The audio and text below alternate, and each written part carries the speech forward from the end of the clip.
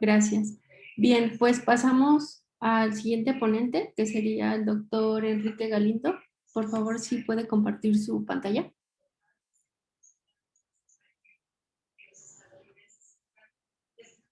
Adelante.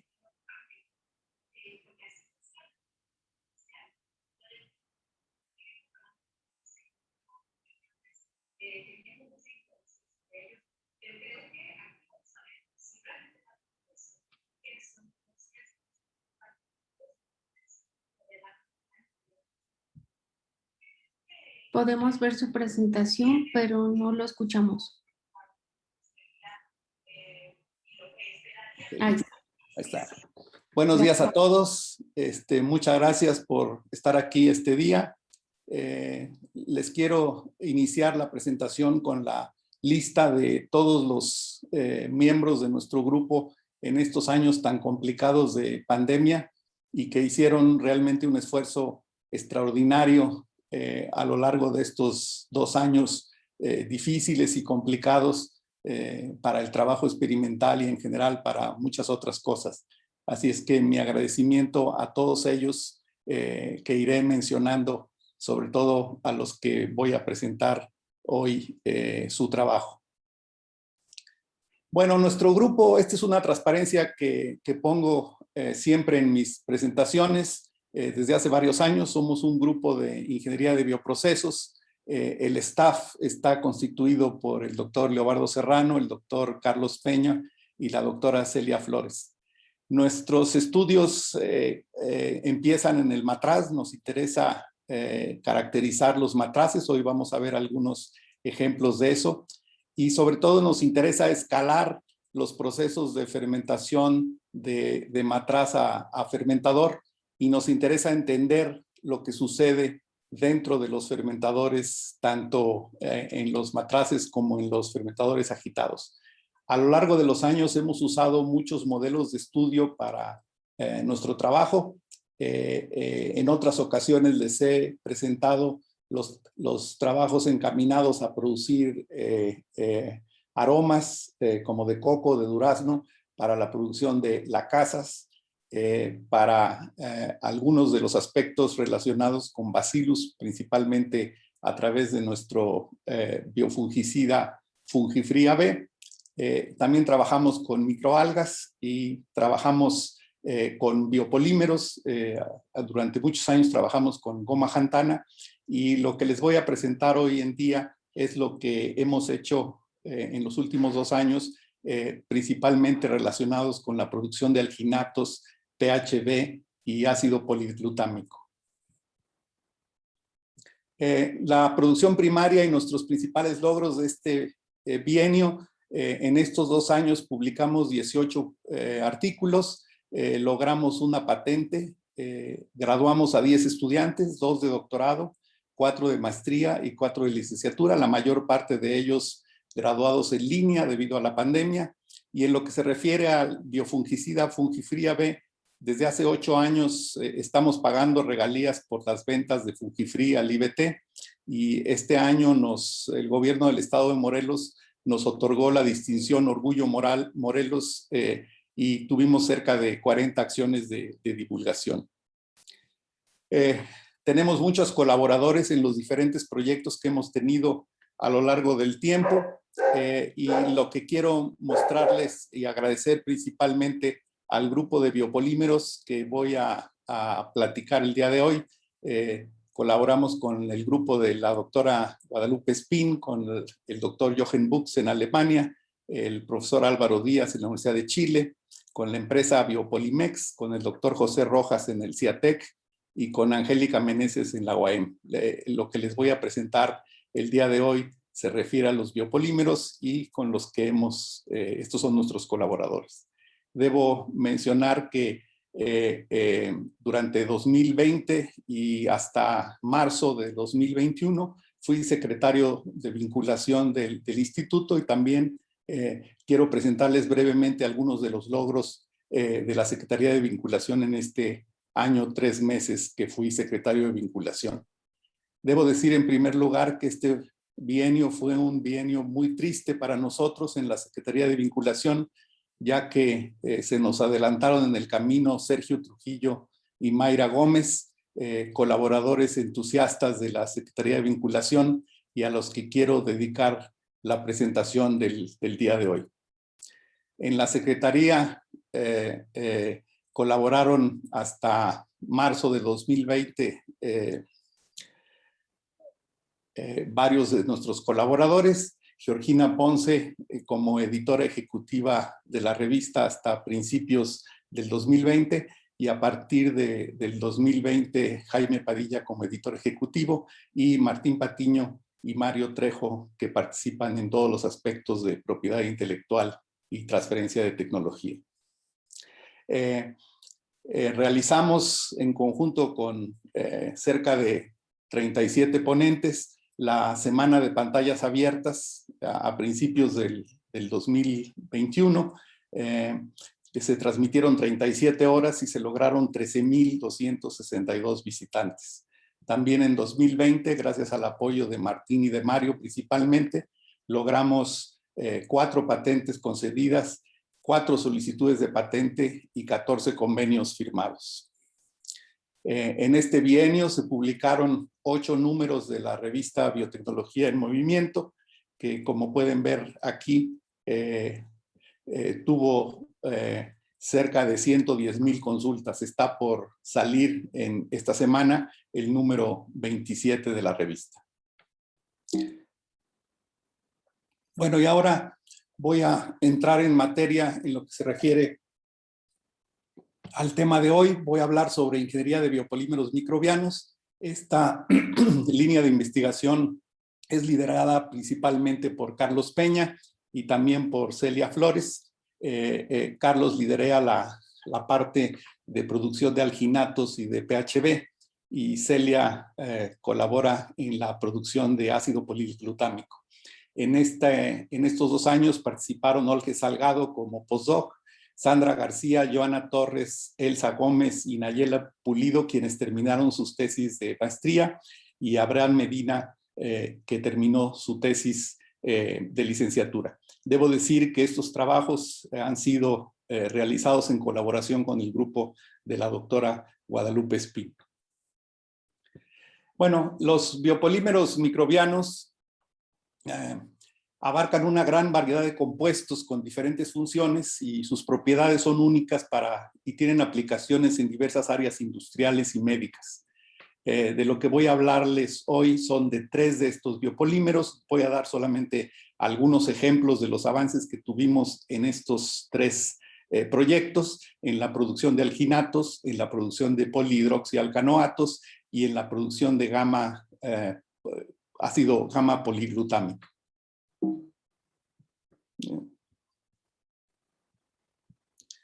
Bueno, Azotobacter vinelandii es una bacteria con la que hemos trabajado desde hace un tiempo, que produce 2 biopolímeros muy importantes. Produce alginato, que es extracelular, y produce polihidroxibutirato, que acumula en estos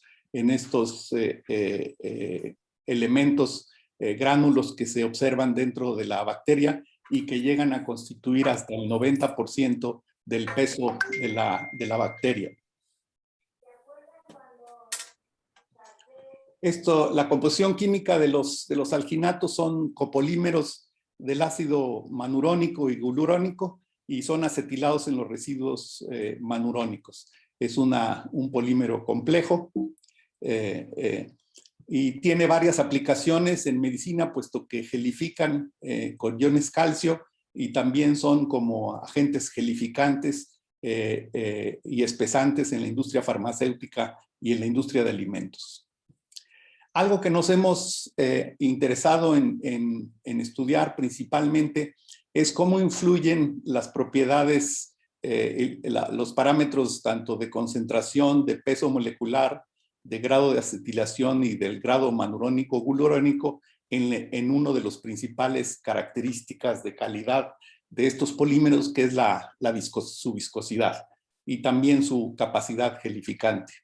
Una de las herramientas que hemos usado es medir lo que llamamos la capacidad viscosificante, que no es otra cosa más que la curva que identifica a un polímero en términos de la concentración de alginato respecto a la viscosidad. Entonces, estas curvas son específicas para diferentes condiciones y lo usamos como criterio de calidad. Obviamente, mientras más pronunciado sea esta curva y más corrida a la izquierda, mejores características moleculares tendrá este polímero y por lo tanto tendrá mayores posibilidades de aplicación industrial. Hemos estudiado en conjunto con el grupo de la doctora Espín nuevas cepas productores de alginato que han producido en su grupo y solamente quiero mostrarles aquí algunos ejemplos de las mutantes que se han generado en el grupo de la doctora Espín. Por ejemplo, esta es una cepa silvestre que produce un alginato por ahí de 1.6 gramos por litro y tiene un peso molecular de 559, mientras que una cepa mutante denominada GG9, aquí están sus características, produce más de casi el doble de alginato y también con el doble del peso molecular.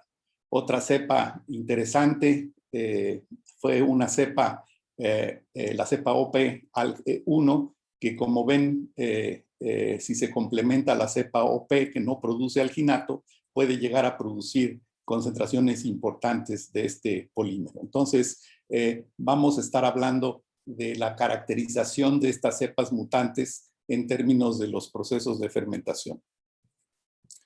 Una de las primeras cosas que hicimos con estas cepas es caracterizarlas en términos de respirometría. Tenemos un equipo en el laboratorio cuyas siglas en inglés son RAMOS, que nos permite caracterizar respirométricamente las fermentaciones, nos permite calcular la velocidad de respiración y la velocidad de transferencia de oxígeno en los matraces y podemos manipular los matraces en términos del tamaño, o del volumen de llenado y de la velocidad de agitación. Entonces, por ejemplo, estos son curvas típicas de respirometría en términos de las cepas. Por ejemplo, aquí tenemos una cepa silvestre, la cepa GG9 y la cepa AT9 que les había descrito previamente, para dos niveles de volumen de llenado en matracitos, tanto 50 mililitros como 100 mililitros. Si ustedes pueden ver, los matraces de 250 con 100 mililitros tienen velocidades de transferencia de oxígeno muy bajas y inmediatamente se logra la limitación de oxígeno, mientras que los matraces con 50 mililitros obviamente permiten tener velocidades de transferencia de oxígeno mayores. Debo decir, estas curvas son como huellas digitales del proceso de fermentación en términos de respirometría y podemos calcular uno de los parámetros más importantes que podemos calcular con estos experimentos es la velocidad máxima de transferencia de oxígeno, que aquí está dada con estos números, y como pueden ver, la cepa AT9 es la cepa que generó la velocidad de transferencia de oxígeno más grande. Y verán que eso tiene importancia porque de eso dependen las características de los diferentes propiedades del alginato. Por ejemplo, en términos de las diferentes mutantes, destaca la AT9, en donde el peso molecular fue el mayor con respecto a todas las demás cepas y superior al de la cepa silvestre, ¿no? Entonces, y vean que en términos de alta transferencia de oxígeno y baja transferencia de oxígeno, bajo dos condiciones que probamos en matraces, los niveles de peso molecular son mayores cuando la transferencia de oxígeno es más alta. Entonces esto optimiza la producción del polímero. En términos de la capacidad de viscosificante, como les había dicho, aquí están los principales resultados para las diferentes cepas con las que hemos trabajado. Y aquí esta es compararía los puntos negros, que son la cepa silvestre, la ATCC, ¿sí? Y como pueden ver, las cepas GG9 y ALG-U tienen una capacidad viscosificante mayor. Aquí lo que nos interesa es el exponente de la curva exponencial que podemos ajustar en términos de los valores de viscosidad y concentración de polímero. Destaca la cepa AT9 como una de las cepas de mayor potencial. Como pueden ustedes ver, genera a las mismas concentraciones de polímero, genera viscosidades sensiblemente más altas, lo cual está influenciado por el peso molecular que podemos lograr con estas cepas, ¿no? Entonces, esto nos ha permitido desarrollar procesos de fermentación en donde podemos producir productos de alginato ad hoc con mayor propiedad, con mayores propiedades de viscosificación. De esta parte de la plática podemos concluir que es posible obtener alginatos de alto peso molecular y capacidad viscosificante, sobre todo mediante el cultivo de una de las cepas que probamos, la AT9, en condiciones de limitación de oxígeno. Esto nos permite la oportunidad de producir a mayor escala alginatos con propiedades mejoradas, y seguimos trabajando en estas condiciones. El siguiente ejemplo que les voy a mostrar es la producción de poli-beta-hidroxibutirato, que es un alcanoato que genera estos corpúsculos dentro de la bacteria. Esto tiene aplicaciones sobre todo en el área biomédica, en donde se pueden usar estos plásticos, que son plásticos biodegradables, para producir, por ejemplo, en ingeniería de tejidos. Aquí hay un ejemplo en regeneración de piel. Se han producido parches de polihidroxialcanoato para tratar heridas, por ejemplo, como esta, ¿no? Y que han podido ser utilizadas para el tratamiento de estas heridas. Lo que nos interesa es el efecto de las condiciones sobre las características de los PHAs. Hemos probado diferentes medios de cultivo, también diferentes cepas generadas por el grupo del autor Spin, y sobre todo condiciones de aireación, porque sabemos que es una característica importante en la definición tanto del peso molecular como de su composición. Y como lo veremos un poquito más adelante, nos ha interesado también escalar el proceso hasta nivel, empezando por fermentadores de matraz agitado hasta fermentadores de planta piloto. Aquí tenemos también una serie de cepas. Destacaría la cepa OPNA, que como pueden ver en esta caja Petri, se ve la colonia muchísimo más blanca y opaca debido a su mayor producción de PHB. Aquí están las diferentes cepas que se han obtenido y su producción específica. Por ejemplo, estos son gramos de PHB por gramos de proteína. Y, por ejemplo, la cepa OP, que no produce alginato, tiene una mutación que le impide producir alginato, entonces todo el carbono lo deriva a la producción de PHB. Con la cepa OPNA logramos más del 40% más de producción. Entonces hemos usado estas cepas, principalmente la cepa OPNA, para continuar los trabajos de optimización en el desarrollo de bioprocesos para la producción de estos biopolímeros. En términos de las condiciones de fermentación, hemos establecido, por ejemplo, que bajas transferencias de oxígeno generan pesos moleculares más altos respecto a cuando se usan altas transferencias de oxígeno, ¿no? Entonces, aunque nos conviene en términos de productividad producir los productos a alta transferencia de oxígeno, el precio que pagamos por ello pues es el peso molecular. Algo que también hemos hecho es, por ejemplo, ver la proporción de valerato en un copolímero. Esto lo hemos hecho en bioreactores de 3 litros, en donde hemos agregado 10 milimolar de ácido valérico con la cepa OPNA. Y como ustedes pueden ver, aquí hay dos resultados para dos velocidades de transferencia de oxígeno diferentes. El verde es 5 milimoles por litro por hora, y el morado es 20 milimoles por litro por hora. Como pueden ver ustedes, en el caso de la alta transferencia de oxígeno, la proporción de valerato es mayor. Esto es importante porque determina las características físicas del producto en términos de su maleabilidad, como lo vamos a ver un poquito más adelante. También con el objetivo de probar diferentes posibilidades de incrementar la proporción de valérico, hemos agregado ácido valérico en diferentes concentraciones, por ejemplo, 10 milimolar y 40 milimolar de ácido valérico en este proceso de fermentación.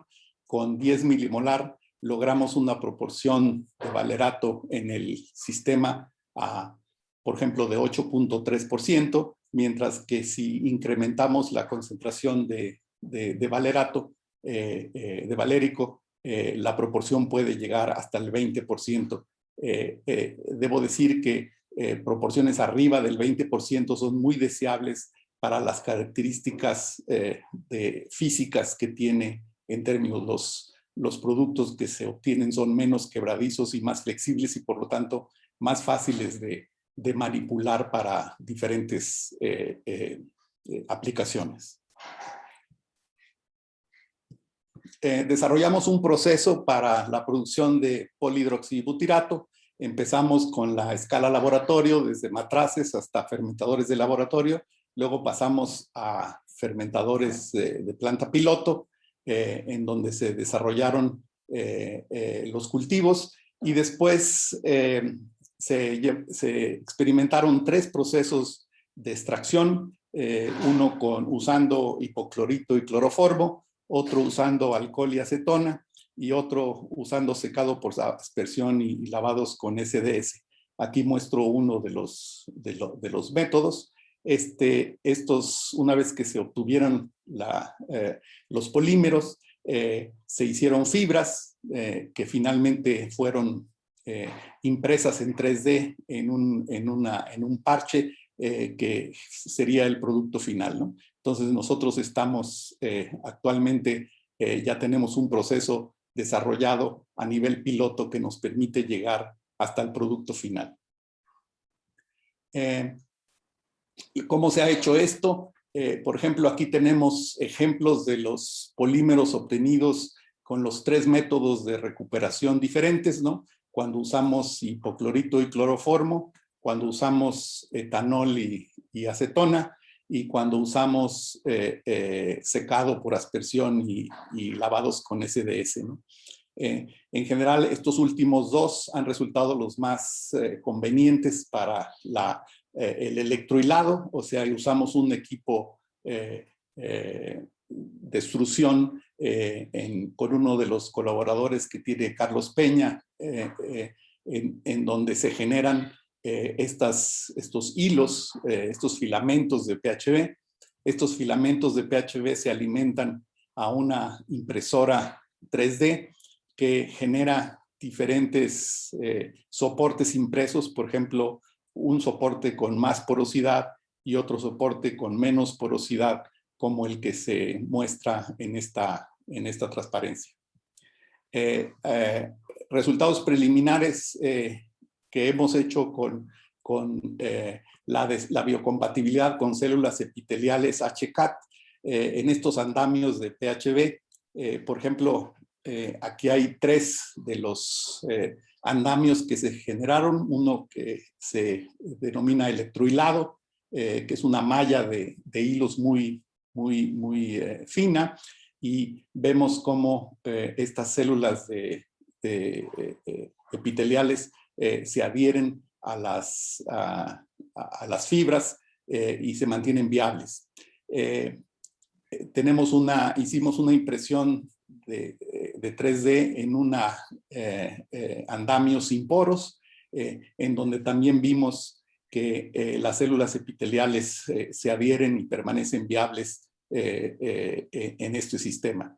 El último sistema que hicimos fue una impresión 3D de PHB con poros, en donde también podemos lograr diversos condiciones de adherencia de las células epiteliales como un modelo de estudio para lo que estamos investigando. 5 minutos más. Sí, gracias. Las conclusiones de los trabajos de PHB son las siguientes: mediante cambios en la velocidad de transferencia de oxígeno y la concentración de precursor, podemos manipular tanto el peso molecular como la composición del PHB y su copolímero polihidroxibutirato hidroxivalerato. Los andamios de PHB generados por impresión 3D son biocompatibles para el crecimiento uniforme de las células epidérmicas HCAT. Hemos escalado el proceso hasta nivel de planta piloto, y lo anterior nos ofrece la posibilidad de que dicho material pueda ser utilizado en el campo clínico. Ya se están empezando a hacer pruebas con la Facultad de Farmacia de la UAM, en donde se están probando estos andamios sintetizados con el bioplástico PHB-HB. Finalmente, quiero mostrarles los trabajos más recientes y preliminares que hemos hecho para la producción de ácido gamma poliglutámico. En este caso, como todos ustedes saben, nuestro grupo desarrolló este biofungicida Fungifría B, cuyo principio activo son esporas de Bacillus belesensis 83, y este Bacillus, además de ser un extraordinario biofungicida como lo es el Fungifree, que es donde se usan las esporas de este microorganismo, tiene capacidad para producir antibióticos, sobre todo iturinas y fengicinas, y también tiene la posibilidad de producir ácido gamma poliglutámico, que es importante para la formación de biofilm y para la colonización de las bacterias en las plantas.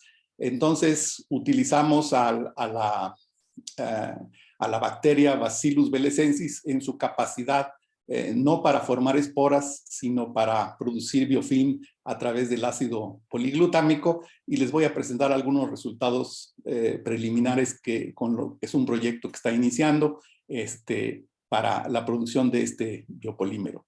Debo decir que el PGA es un producto muy versátil, que es biodegradable, hidrosoluble, espesante, tiene alta viscosidad, no tóxico, tiene una gran capacidad de absorción y no es inmunogénico, ¿no? Entonces esto le ha dado aplicaciones en la industria alimentaria, en la industria de tejidos, industria farmacéutica, entre otras, ¿no? Lo primero que hicimos fue caracterizar la producción de este polímero en matraces agitados, y aquí les muestro algunos de los principales resultados que obtuvimos en matraces.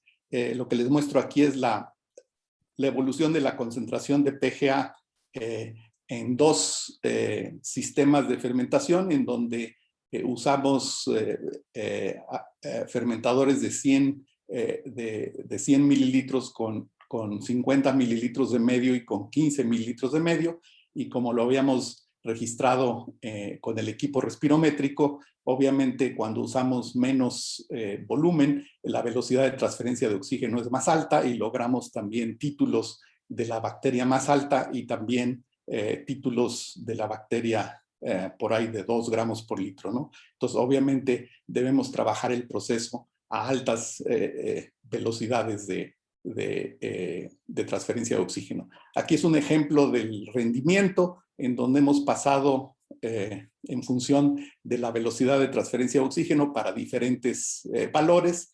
Pasamos desde 0.057 hasta 0.18, que es lo que estamos ejemplificando aquí. Llevamos a cabo un escalamiento de este proceso de un fermentador de 6 litros a un fermentador de 100 litros en una fermentación alimentada con glucosa para evitar la limitación adicional de glucosa, que es una de las características principales que limitan la producción de polímero.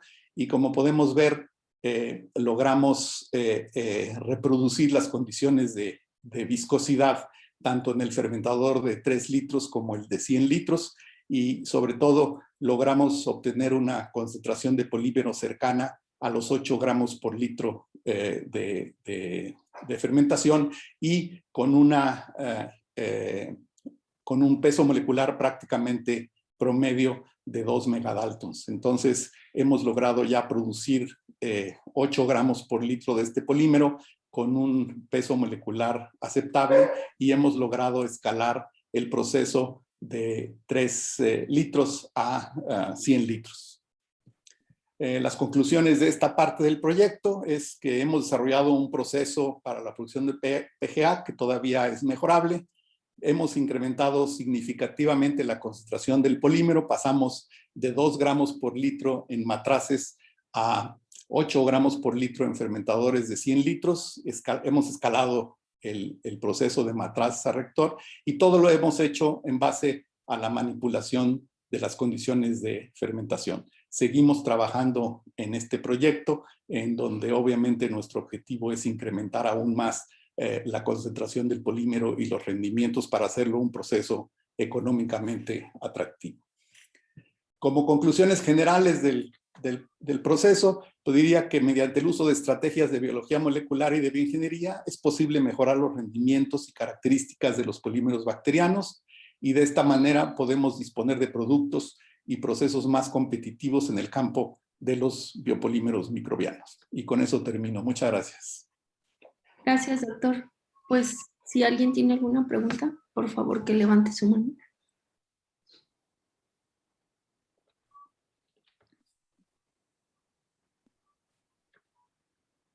Ahí está la primera. Adelante, doctor Gosset.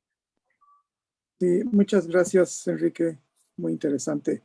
Yo tenía una duda sobre lo que es el proceso de escalamiento. Ustedes, tanto en PHB como en poliglutámico, mencionas que ya llegaron hasta 100 litros. Y entiendo que ahí el reto es mantener la transferencia de oxígeno.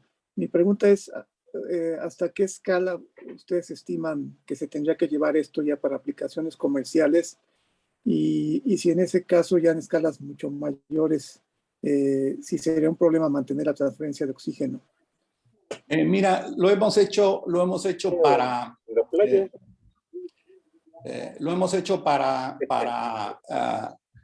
PHB hasta fermentador de 500 litros, y hemos usado fundamentalmente la potencia por unidad de volumen para escalar el proceso, y creemos que los resultados que hemos obtenido tanto en 100 litros como en 500 litros nos permitirían ya un escalamiento razonable a escalas mayores, ¿no? Entonces, y creo que son potencias escalables, digamos, las que hemos usado en los fermentadores piloto, así es que no veo problema en que podamos reproducir estas condiciones en fermentadores industriales más grandes. Gracias. Nada más para terminar, y supongo que la demanda de estos productos, estamos hablando de toneladas, ¿no? A nivel mundial. Así es, son del orden de toneladas. Ok, gracias, Enrique. Martín Patiño, adelante. Bonita presentación, varios resultados interesantes. Felicidades. Mi pregunta sería si van a llegar a esta ingeniería básica y hacer estudios de prefactibilidad para sus procesos, transferirlos a la industria. Mira, todavía no hemos decidido esa parte. Obviamente nos interesa, sobre todo en el caso del PHB, que es en donde estamos más avanzados, en probar que se pueden hacer estos filamentos que después, posteriormente, por impresión 3D se puedan generar andamios que puedan ser utilizados ya para aplicaciones específicas. Pero obviamente estamos apenas en la fase de prueba de los productos finales. Entonces, pero sí nos interesaría obviamente llegar hasta el nivel de ingeniería básica que nos permita determinar parte de estos procesos. De hecho, algunos de los procesos que expuse el día de hoy están incluidos en nuestra patente que se nos otorgó este año. Muchas gracias. Adelante, doctor Alfredo. Hola Enrique, buenos días a todos. Hola, Gracias por la hola, presentación, hola. Enrique. Enrique, tengo varias preguntas, pero me enfocaré a una específicamente, que es este método que hicieron para extracción del PHBB con el secado y el SDS. No sé si nos puedes platicar un poco más. Y en ese mismo sentido, complementando esta pregunta, es si este producto que se genera a partir del secado y SDS, qué tan puro es o qué cantidad de restos celulares u otros componentes tiene, y si no probaron ya para las cosas de regeneración de tejidos, mezclas de los polímeros obtenidos por diferentes métodos. Sí, mira, el producto de secado por aspersión SDS fundamentalmente lo que hace es se toman las células, estas se mezclan con, bueno, se hace el secado por aspersión, en donde el secado, el principal objetivo que tiene es romper las células, ¿no? Y extraer el PHB, puesto que es, y después se hace un lavado con SDS. Eso disminuye las impurezas, ¿no? Y de hecho, este producto obtenido por secado por aspersión permite su extrusión sin problemas de calidad para lograr los filamentos que mostré en las transparencias. Por un lado. Por otro lado, lo que dices es, obviamente es una posibilidad el mezclar diferentes polímeros a nivel sólido, ¿no? Para después extruirlos y obtener productos de diferentes características. Se han caracterizado todas las características mecánicas, digamos, de estos filamentos, y obviamente se han obtenido mejores resultados cuando la concentración de polihidroxivalerato es arriba del 20%, ¿no? Entonces, eso permitiría también jugar con diferentes combinaciones en sólido para poder después extruir. Claro. Muchas gracias, Enrique. Y bueno, y todos sentimos mucho la partida de Sergio y Mayra, sobre todo los que compartíamos el mismo nivel con ellos, ¿verdad? Estamos contigo, con ustedes. Gracias. Gracias, Alfredo. Por cuestiones de tiempo ya solo vamos a dar paso a un comentario que tiene el doctor Carlos Peña y sería el último.